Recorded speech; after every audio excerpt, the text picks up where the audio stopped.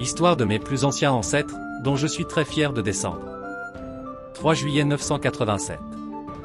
Hugo Capetto, mon 32e grand-père, 13 fois mon grand-père, duc des Francs, comte de Paris, fondateur de la dynastie capétienne, reconnu par le pape comme Princeps Gloriosissime Francorum, ancêtre de la lignée masculine des monarques portugais, et couronné roi des Francs, inaugurant ainsi la dynastie capétienne.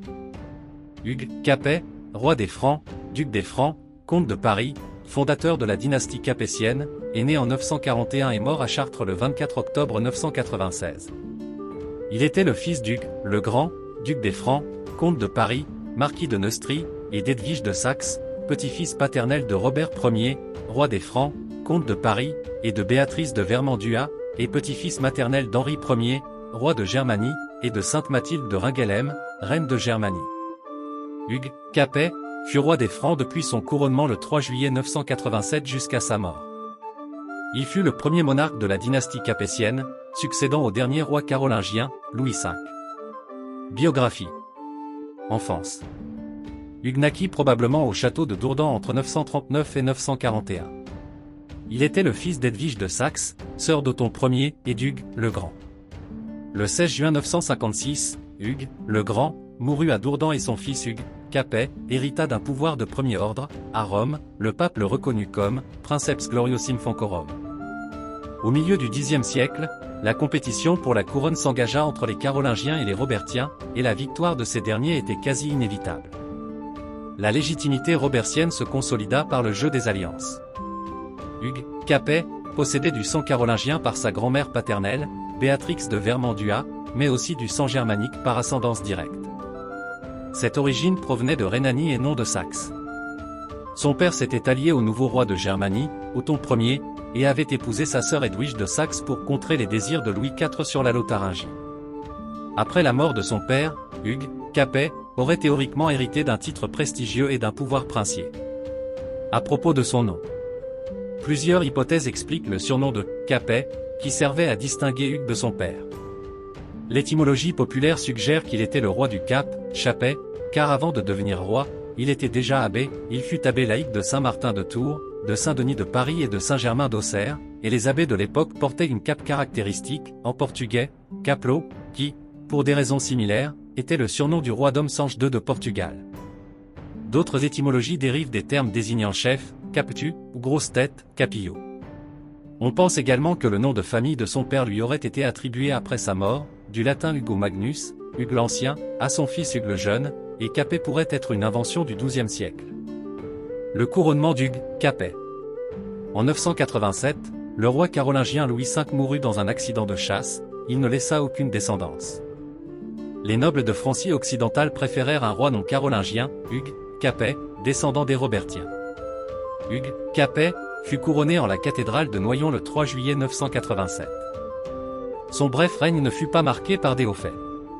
Il initia cependant une dynastie de 36 souverains qui se succédèrent pendant 800 ans, selon les lois du sang. La haute noblesse du royaume se réunit à Senlis pour discuter de la succession au trône de France. L'archevêque Adalbaron de Reims, précédemment accusé de trahison par les rois Lothaire et Louis V, prononça un discours contre Charles de Basse-Lotharingie et jura en faveur de la candidature d'Hugues, duc des Francs, issu de la lignée des Robertiens, branche des Carolingiens. Couronné le duc. Il est particulièrement illustre par ses actes, sa noblesse et sa force. Le trône ne s'acquiert pas par droit héréditaire, nul ne doit y être élevé sans s'être distingué non seulement par la noblesse de sa naissance, mais aussi par la bonté de son âme. Archevêque Adalbaron de Reims. À la mort du dernier carolingien en Germanie en 911, les descendants de Charlemagne restèrent, non sans rupture, en Francie occidentale, jusqu'à l'arrivée au pouvoir d'Hugues Capet.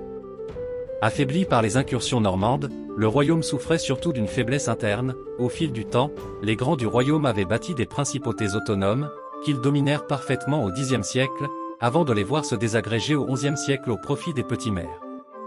Les derniers carolingiens étaient des rois impuissants, leur seule base solide se limitait aux vallées de l'Oise et de l'Aisne. L'irrésistible ascension des Robertiens. La lignée des Robertiens, à laquelle appartenait Hugues Capet, était issue de Robert, le Fort, un aristocrate rhénan parti vers l'ouest et à qui Charles, le Chauve, confia les comtés d'Anjou et de Touraine en 852. On considère qu'il fut en quelque sorte chargé de défendre la vallée du Louvre contre les Normands. Mariage et descendance. Hugo Capet épouse, en 970, Adélaïde d'Aquitaine, ma 32e grand-mère, 13 fois ma grand-mère, fille de Guillaume III d'Aquitaine, comte de Poitiers et duc d'Aquitaine, et d'Adélie de Normandie. Ils eurent Gisèle de France, mariée en 970 à Hugues Ier d'Abbeville, comte de Ponthieu et seigneur d'Abbeville. Edwige de France, ma 31e grand-mère, 12 fois ma grand-mère, mariée en 996 à Régnier IV de Hainaut, comte de Hainaut, mon 31e grand-père, 13 fois mon grand-père, puis au comte Hugues III de Dabour. Robert II de France, le Pieux, mon 31e grand-père, 8 fois mon grand-père, son successeur au trône franc, s'est marié 3 fois, la première fois en 988 avec Rosalie d'Ivray, dame de Montreuil-sur-Mer, la deuxième fois en 997 avec Berthe de Bourgogne et la troisième fois en 1002 avec Constance d'Arles, ma 31e grand-mère, 8 fois ma grand-mère, fille de Guillaume, comte d'Arles, marquis de Provence, et d'Adélaïde Blanche d'Anjou. Adélaïde de France. L'existence d'autres enfants est signalée, mais la véracité de cette filiation est sujette à caution. On peut toutefois mentionner un fils issu d'une parenté avec l'Aquitaine, inconnu.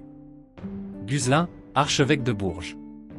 Hugo Capet était l'arrière-arrière-grand-père d'Henri de Bourgogne, comte de Portugal, et l'arrière-arrière-grand-père de Dom Afonso Henrique, premier roi du Portugal. Il est donc l'ancêtre de la lignée masculine des monarques portugais.